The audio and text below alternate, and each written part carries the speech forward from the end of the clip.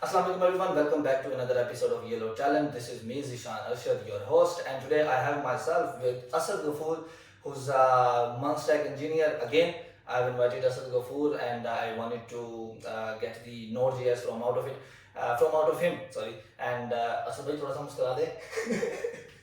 And then I have Liaquat Ali. Liaquat Ali is my friend and also he's a senior software engineer of C#.net. Today we are gathered here और यहाँ पर हम जो चीज़ करेंगे वो ये होगा कि C#.net और Node.js को आपस में थोड़ा सा कंपेयर करने की कोशिश करेंगे. हम जो वो इस चीज़ के ऊपर बहस नहीं करेंगे कि कौन ज़्यादा अच्छा है. Every technology has its own perspective, has its own role. वो अपनी मर्जी से काम कर रहे होते हैं, अपना एक रिस्पॉन्सिबिलिटी होती है उनकी. लेकिन हम चूँकि अगर हम .NET की बात करें तो .NET में भी काफ़ी इस तरह की चीज़ें चल रही होती हैं, जैसे कि async, API await, thread pool और इस तरह की चीज़ें चल रही होती हैं. द सेम टाइम हम अगर .NET की तरफ बात करें तो .NET में भी थ्रेड पूल चल रहा होता है, एसिंक await चल रहा होता है, Node.js में इवेंट लूप चल रहा होता है, एसिंक await चल रहा होता है.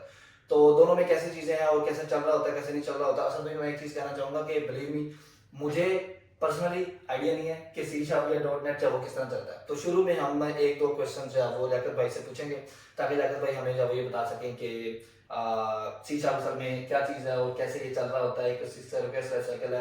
You will not have to go deep, लेकिन जाके थोड़ा सा आइडिया हो जाए कि चीज़ें कैसे चल रही होती है. और मैं इस चीज़ को शॉर्टली से कहता हूँ कि काफ़ी ऐसे डेवलपर्स भी होंगे जो Munstack में या Node.js में होंगे जो कि मेरा नहीं ख्याल कि C# या .NET के बारे में जब वो जानते होंगे. तो अगर आप थोड़ा सा आइडिया बता सकें C# .NET है क्या और समय कैसे काम कर रहा होता है. जी ज़रूर शान भाई, बहुत शुक्रिया आपका सबसे पहले आपने इनवाइट. अच्छा, एक और चीज़, आई वेलकम माय गेस्ट. मैं वेलकम करता हूँ. जी वेलकम हो चुका है. जी.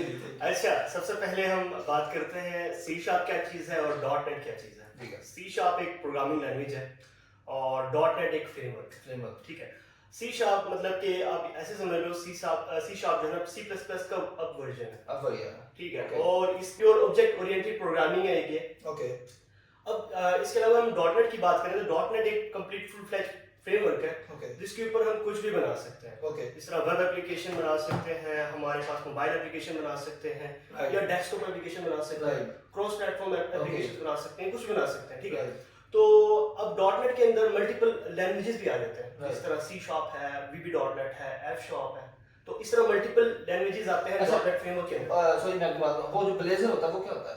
अच्छा, ब्लेजर भी जो है ना एक हमारे पास एक नई टेक्नोलॉजी उन्होंने इंट्रोड्यूस की है. Right. मतलब नई तो नहीं है बल्कि पुरानी टेक्नोलॉजी ही है, जो हमारे पास मोबाइल एप्लीकेशन और वेब एप्लीकेशन ये सारा कुछ इंटीग्रेट करके एक एप्लीकेशन के लिए बना देता है. ओके. इस तरह वेब असेंबलीज कह सकते हैं इसको. राइट. तो ये ब्लेजर अभी एक नई चीज है. अभी मैंने थोड़ा इस पे एक्सप्लोर किया है ब्लेजर को भी. तो मतलब कि इसने क्या किया ब्लेजर में, आपने जिस तरह हमारे पास होता है एप्लीकेशन बनता है, बैकएंड के लिए अलग कोड होता है C# में, और फ्रंट एंड के लिए कोई भी जो है टेक्नोलॉजी यूज करके एक अलग कोड होता है. राइट. तो ब्लेजर ने क्या किया, उसने कहा कि नहीं, हमें इसकी जरूरत नहीं है. हम क्या करेंगे, C# का कोड फ्रंट एंड पे भी लिख लेंगे और बैक एंड पे भी लिख लेंगे. तो मतलब कि डेवलपर के लिए इजी हो जाता है. राइट. तो वो इसके लिए एक प्लस पॉइंट है कि ब्लेजर जो है ना हमारे पास C# डेवलपर के लिए वो कहते हैं कि भाई ये अब ऊपर की चीज है. इसमें C# का कोड ही जो है ना फ्रंट एंड और बैक एंड दोनों पे लिख सकते हैं. अच्छा, इसका मतलब ये है कि जो C# या .NEट है, C# असल में लैंग्वेज है जस्ट लाइक PHP. Yes. और जिस तरह Laravel एक फ्रेमवर्क है, इसी तरह जो .NEट है वो उसका फ्रेमवर्क. अच्छा, एक था .NET कोर था जी. और एक जो अभी ASP.NET सिर्फ चल रहा है. मेरे ख्याल से ये दोनों डिफरेंस है. ये पहले .NEट कोर चलता था और इसमें डिफरेंस ऐसे है कि हमारे पास सबसे पहले है .NEट फ्रेमवर्क, राइट. जो विंडोज ओनली था. राइट. सिर्फ उस पे विंडोज के एप्लीकेशंस बनते थे और विंडोज पे चलता था. Right. उसके बाद अब जो है ना जिस तरह जमाना चेंज हुआ और मल्टीपल OS आए, तो यहाँ जरूरत पेश आई कि जो है ना हमें क्रॉस प्लेटफॉर्म चलना चाहिए. राइट. तो माइक्रोसॉफ्ट ने क्या किया कि भाई हम ना इसको क्रॉस प्लेटफॉर्म करते हैं, और उन्होंने क्या दिया इसको .NEट कोर. ठीक है. .NEट कोर के 3-4 वर्जन हैं जो उन्होंने इंट्रोड्यूस. उसके बाद जो है ना .NEट कोर आया, और .NEट कोर के बाद इन्होंने क्या कर दिया, इसको ना क्रॉस प्लेटफॉर्म कर दिया. वही एप्लीकेशन आपका विंडोज पे भी चलता है, मैक पे भी चलता है, और जो है ना लिनक्स पे भी चलता है. ठीक है. उसके बाद अब .NET 5 के बाद उन्होंने कहा कि यार .NEट कोर जो है ना ये एक एम्बिग्युअस है. मतलब कि ये समझ नहीं आ रहा कि यार ये .NEट कह रहे हो, एक .NEट कोर कह रहे हो. तो .NET 5 के बाद उन्होंने कहा कि ये हम इसको .NET कहेंगे, मतलब इसको कोर उसमें से निकाल दिया, कोर निकाल दिया। और Right. .NET फ्रेमवर्क जो है ना 4.8 तक है, उसके बाद उन्होंने उसको भी खत्म कर दिया। Right. .NET कोर ही चलता है, और वो .NET कहते हैं भाई आप .NET कोर पे ही डेवलपमेंट करें और इसी को आगे जो है चलाएं एप्लीकेशंस में। राइट। अच्छा, तो .NET में असल में हम अब जो है वो .NEट के साथ ही चलेंगे, rather than हम C# की तरफ जाएं, we can understand the C# is a language। अच्छा, इसमें अब आपने कहा कि इसमें वेब एप्लीकेशन भी बना सकते हैं, डेस्कटॉप एप्लीकेशन भी बना सकते हैं, मोबाइल ऐप भी बना सकते हैं, और मतलब ये तीनों के लिए काम करती है। बिल्कुल ऐसे। अच्छा, अब मुझे अगर फॉर एग्जांपल आप रिक्वेस्ट लाइफ साइकिल अगर बता सकें कि .NET का कोई रिक्वेस्ट लाइफ साइकिल है भी या नहीं? बिल्कुल ऐसे ही है, हर प्रोग्रामिंग लैंग्वेज का होता है ऐसे ही।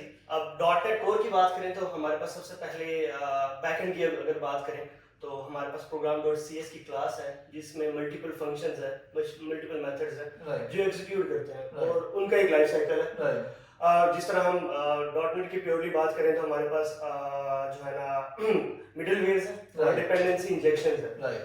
ये अलग कॉन्सेप्ट्स हैं जो मतलब कि मैं .NEट यूज understand करते हैं। understand। जो अब मिडलवेयर्स हैं जो हमारे पास आपको मैं थोड़ा सा एग्जांपल दूं तो इसमें ऑथेंटिकेशन ऑथराइजेशन के लिए हम यूज करते हैं एप्लीकेशन की सिक्योरिटी के लिए, और लॉगिंग के लिए कुछ चीजें इसमें एनवायरनमेंट के लिए हाँ। मतलब मतलब कि एप्लीकेशन को सिक्योर करने के लिए बिल्कुल। यूज करते हैं। अब अगर डिपेंडेंसी इंजेक्शन की बात करें तो मतलब कि है ये आपके जो है ना ऑब्जेक्ट्स को जो है ना, मुझे ये बताएं कि आर्किटेक्चर कौन सा चल रहा होता है?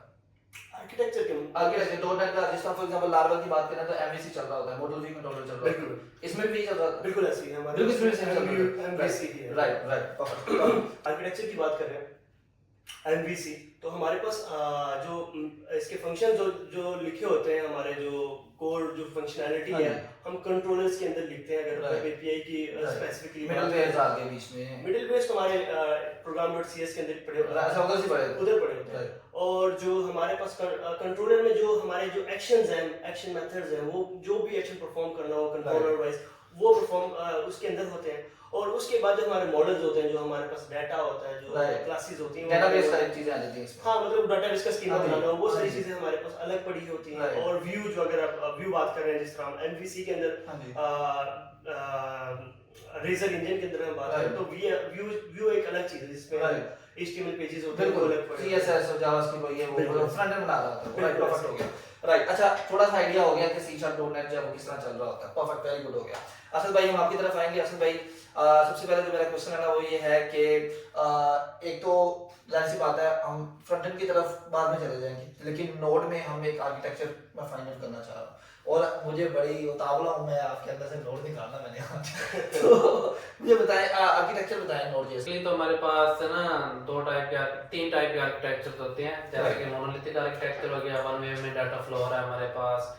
उसके बाद आ गया हमारे पास माइक्रो सर्विसेज का, मतलब मल्टी डायमेंशनल में आपका जो डाटा का फ्लो है वो चल रहा होता है। उसके बाद होता है आपका इवेंट ड्रिवन आर्किटेक्चर, जिसमें आप RabbitMQ कफ्का वगैरह को यूज वगैरह करते हो, या आप कह सकते हो एक टाइप के वेब सर्विस होते हैं जिसमें प्रोड्यूसर्स, कंज्यूमर्स और टॉपिक्स वगैरह होते हैं। आपने टॉपिक्स को सब्सक्राइब करना होता है, प्रोड्यूसर से डाटा रीड कर रहा होता है, कंज्यूमर प्रोड्यूसर से डाटा मतलब प्रोवाइड कर रहा होता है, कंज्यूमर वहां से डाटा को रीड कर रहा होता है। तो बेसिकली जो हमारा Node.js है इन तीनों आर्किटेक्चर पे काम करता है और तीनों के लिए बेस्ट है। राइट, परफेक्ट हो गया। और बाकी जो MVC हैं तो मैं उन्हें कहूंगा कि वो आर्किटेक्चर नहीं है, वो पैटर्न्स हैं किसी भी कोड को राइट करने के।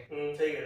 Understood understood, very well done, put उन्होंने अच्छा किया। अच्छा किया। ये जो चीज है ना कि जो MVC है वो पैटर्न है, that is not design pattern, लेकिन हम नॉर्मली उसको आर्किटेक्चर कह रहे होते हैं कि यार किस आर्किटेक्चर पे काम कर रहा है। परफेक्ट हो गया।